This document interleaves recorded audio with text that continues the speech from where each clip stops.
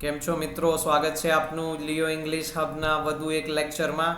અને આજે આપણે શીખવા જઈ રહ્યા છીએ અસરકારક ઇંગ્લિશ કોમ્યુનિકેશન.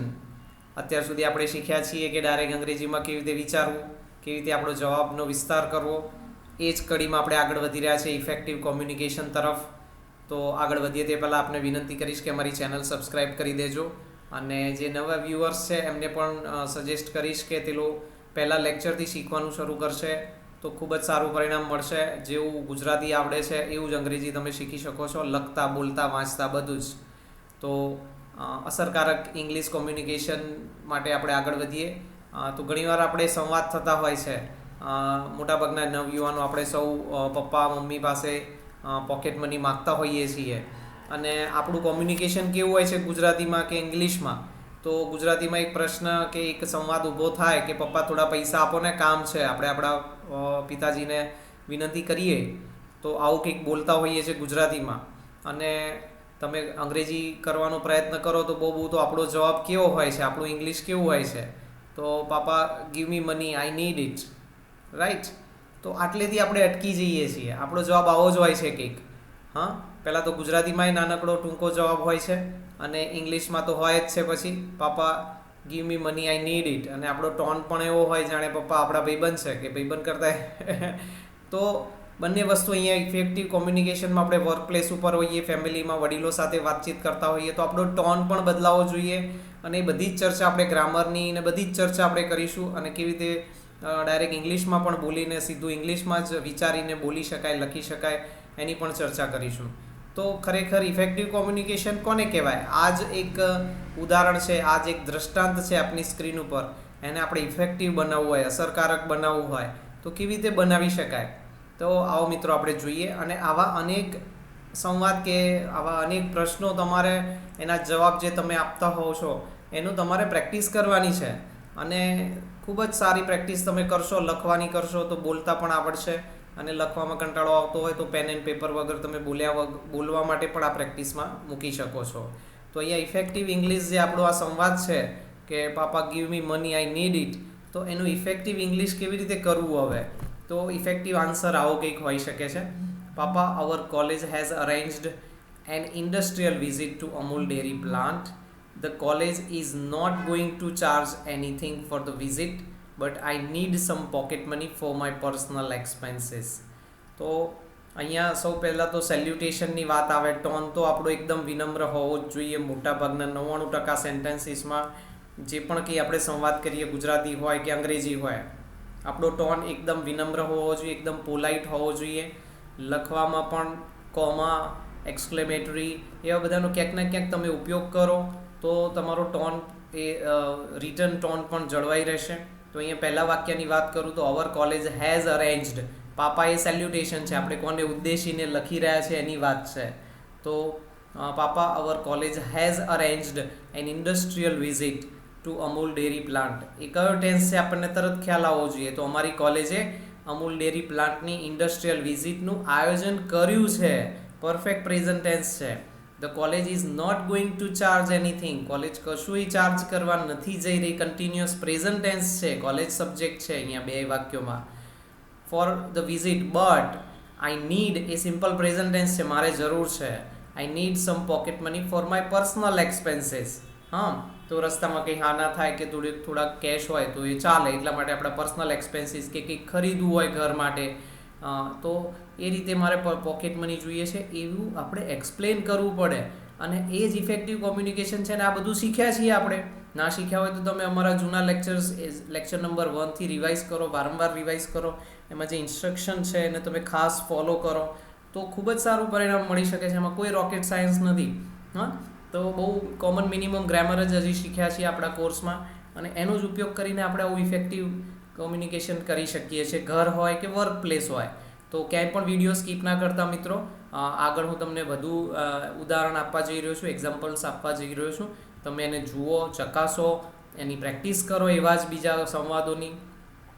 તો અહીંયા બીજું એક સંવાદ છે, સર હું આજે મોડો આવીશ. તમારી સ્ક્રીન ઉપર તમે જોઈ શકો છો. તો ઘણી બધી જગ્યાએ આપણે ઘણીવાર સ્કૂલ કોલેજમાં આવી એક્સક્યુઝ કરતા હોઈએ છીએ કે ઇન્સ્ટ્રક્શન ઇન્ફોર્મેશન આપતા હોઈએ છીએ. કે વર્કપ્લેસ ઉપર પણ હોય કે હું આજે મોડો આવીશ, કેમ મોડું થશે ખબર નહીં, એવું બધું કોમ્યુનિકેશનમાં આપણે પડતા નથી ગુજરાતીમાં. અને અંગ્રેજી આપણું ઇંગ્લિશ કેવું હોય તો એકાદ વાક્ય ગુજરાતીમાં બોલીએ તો એનાથી વધારે ઇંગ્લિશમાં તો હોય જ નહીં. ઇંગ્લિશમાં પણ એવું જ કંઈક I will come late today, WhatsApp message કરી દઈએ, હા, કે ફોન ઉપર કદાચ ટૂંકી વાત કરી દઈએ. હા, તો ભણતા હોય તો તમે સ્કૂલ કોલેજમાં અને ટ્યુશનના સરને તમે આવું કહો, અને વર્ક પ્લેસ ઉપર પણ તમે તમારા બોસને, મેનેજરને કે કલીગને તમે આ રીતે જ કહેતા હોવ છો કે I will come late today, કે આઈ વિલ નોટ કમ, કદાચ ના આવવાના હોય તો. પણ આપણું કોમ્યુનિકેશન ઇફેક્ટિવ હોવું જોઈએ. આપણું ઇફેક્ટિવ ઇંગ્લિશ કેવી રીતે બનાવી શકાય? તો I will come late today at classes or office because yesterday I went to see off my friend at the airport. I came back home late last night and therefore I was sleeping till late morning today. So આવું કંઈક હોવું જોઈએ. I will come late today, that is fine. એ તો આપણે initially બોલી જ દીધું છે. આપણા કોમ્યુનિકેશનમાં એવું તો કંઈક આપણે બોલીએ જ છીએ કે લખીએ જ છીએ, પરંતુ આગળ વધતા નથી, પછી થોડું એક્સપ્લેનેશન આપતા નથી. જેને આપણે મેસેજ મોકલી રહ્યા છે એને એમ લાગશે કે આ ઇન્ફોર્મેશન આપે છે ખાલી, કે કંઈક પરમિશન માગે છે, કે શું કરે છે. આપણને સામેવાળી વ્યક્તિને બહુ ઓકવર્ડ ફીલ થાય અને એ આપણા માટે સારું નથી. આપણી ઇમ્પ્રેશન ક્યાંક ને ક્યાંક ડાઉન થાય છે. તો આગળ વધીએ આપણે કે ભાઈ હું ઓફિસ કે ક્લાસીસમાં મોડો આવીશ, કારણ કે બીકોઝનો અહીંયા આપણે ટૂલ તરીકે ઉપયોગ કરીએ છીએ. બીકોઝ યસ્ટરડે, ગઈકાલે, આઈ went to see off my friend. Sea of એટલે છોડવા જવું, મૂકવા જવું. એરપોર્ટ ઉપર મૂકવા ગયો હતો, એ ક્યાંક જતો હતો વિદેશ ભણવા. I went to see off my friend at the airport. પછી શું થયું? તો એની આગળ વાત આવે છે, આખી સ્ટોરી આવે છે કે I came back home late last night, અને એટલા માટે ગઈકાલ રાત્રે હું મોડો આવ્યો. એન્ડ ધેરફોર એટલે માટે, જેથી, આથી, તેથી, એવા બધા અર્થ એના ગુજરાતીમાં થાય છે. And therefore I was sleeping till late morning today. આજ સવારે ઉઠી જ ના શક્યો, એનું પણ ગુજરાતી થાય આજ સવારે ઉઠી ના શક્યો. પણ એ હજી આપણે ચાલ્યું નથી એટલે મેં એને કન્ટિન્યુઅસ પાસ્ટ ટેન્સમાં લઈ લીધું. I was sleeping till late morning today. તો આ એક દ્રષ્ટાંત છે, એક એક્ઝામ્પલ છે કે જેવું તમને આવડતું હોય એ રીતે તમે કોમ્યુનિકેશન તમે કરો. એવું જરૂરી નથી કે જે નથી આવડતું એને પકડીને બેસી રહીશું કે મને તો ક્યાં બધું આવડે છે. અરે એવું નથી. તમને જે આવડે એનો ઉપયોગ કરીને તમે કોમ્યુનિકેટ કરી શકો છો, અને એમાં વેરાયટી એડ કરી શકો છો. તમે આવો જવાબ આપો તો એક સરસ મજાની શોર્ટ સ્ટોરી તમે કહેતા હોય એવું લાગે, સાંભળવાળી વ્યક્તિને તમે ગંભીર છો એવું પણ લાગે, અને તમારી તોય ઇમ્પ્રેશન સારી રહે, અને કદાચ તમે મોડા જાઓ તોય ચાલે. પછી પણ કોમ્યુનિકેશન જ આપણું એવું હોય કે first impression is last impression. એક લીટીમાં, એક સામાન્ય લાઇનમાં જવાબ આપી દીધો હોય, સામેવાળાને બહુ ખોટું લાગે, તમે જેન્યુન હોવ તો એ તમારી પર ડાઉટ કરે, અને ડાઉટ પાઇલઅપ થતો જાય. ઘણા બધા દિવસો આવું તમે ચલાવતા હોવ એટલે મિસઅન્ડરસ્ટેન્ડિંગ, મિસકોમ્યુનિકેશન, મિસટ્રસ્ટ એમાં પરિણમે. તો એ બધું ના થાય એના માટે આપણું ઇંગ્લિશ કોમ્યુનિકેશન ઇફેક્ટિવ હોવું ખૂબ જ જરૂરી છે. અને એમાં કોઈ રોકેટ સાયન્સ નથી, તમે જોઈ જ શકો છો કે કેવી રીતે એ થાય છે. તો આવો ઝડપથી ત્રીજા ઉદાહરણ તરફ વધીએ. સર, મારે રજા જોઈએ છે. આ પણ એક કોમન સંવાદ છે, કોમન કોમ્યુનિકેશન બધી જગ્યાએ થતું હોય છે. સ્કૂલ કોલેજમાં પરમિશન આપણે જનરલી નથી લેતા હોતા, પણ જો લેવી હોય તો કેવી રીતે લેવી, ઓફિસીસમાં, વર્ક પ્લેસ ઉપર કેવી રીતે એમાં કોમ્યુનિકેટ કરવું. તો આપણું ઇંગ્લિશ, સર મારે રજા જોઈએ છે, આપણું ઇંગ્લિશ કેવું હોય છે? મસ્ત મજાનું. તો I need a leave, that's it. જાણે આપણે ઓર્ડર કરતા હોઈએ એવું લાગે. તો એવું ના થવું જોઈએ, અને શોર્ટ ના હોવું જોઈએ. જેટલું એ એક્સપ્લેનેશન એમાં હોય એટલું વધારે સારું છે. ઇફેક્ટિવ ઇંગ્લિશ તો કેવું હોઈ શકે છે? Sir, I need a leave for 2 weeks because my college exams are approaching soon. મારી કોલેજની પરીક્ષા આવી રહી છે. આવવું એટલે કમ થાય, પણ અહીંયા અપ્રોચનો આપણે ઉપયોગ કરીશું. આઈ નીડ અ લીવ એ સિમ્પલ પ્રેઝન્ટ ટેન્સ છે. આઈ નીડ એટલે મારે જોઈએ છે, સબ્જેક્ટ પછી simple form of the verb છે. એઝ યુ નો એ પણ સિમ્પલ પ્રેઝન્ટ ટેન્સ છે. પછી comma, I work part time એ પણ સિમ્પલ પ્રેઝન્ટ ટેન્સ છે. I work part time to support my studies double verb છે. I work part time to support my studies. આ બધા જ જે પણ ગ્રામેટિકલ સ્ટ્રક્ચર્સનો અહીંયા ઉલ્લેખ થાય છે બધું જ અગાઉના લેક્ચર્સમાં આવી ગયું છે મિત્રો. તમે એને જોઈ શકો છો, વારંવાર જોઈ શકો છો, રિવાઇઝ કરી શકો છો, નોટ્સ બનાવી શકો છો, અને પ્રેક્ટિસ કરો જે પ્રમાણે ઇન્સ્ટ્રક્શન મળે છે એ પ્રમાણે. આઈ need some time to prepare for my next exams. તો એક વાક્યમાંથી બીજું વાક્ય, બીજા વાક્યમાંથી ત્રીજું વાક્ય, અને ચોથું વાક્ય, એવી રીતે એક ફ્લો, નદી વહેતી હોય, ઝરણું વહેતું હોય, એવી રીતે આપણો આન્સર હોવો જોઈએ. લખીને મોકલો કે વર્બલ તમે વાત કરતા હોય. Sir, I need a leave for 2 weeks because my college exams are approaching soon. As you know, I work part-time to support my studies. I need some time to prepare for my next exams.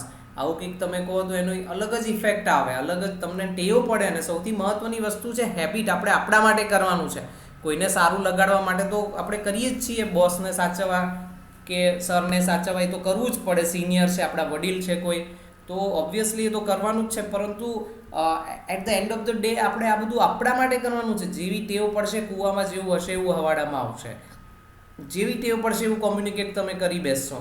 અને બોલવામાં તકલીફ પડે તો પહેલાં લખો. ઘણી બધી practice લખવામાં જ કરો. તમે ટેક્સ્ટ મેસેજ તમે મોકલો બધાને, વોટ્સએપ મેસેજ મોકલો બધાને બોલવાની જગ્યાએ. પછી જ્યારે બોલવાનું ફાવટ પ્રેક્ટિસ કરતા હોય ત્યારે બોલવાના, પછી લખવાનું નહીં.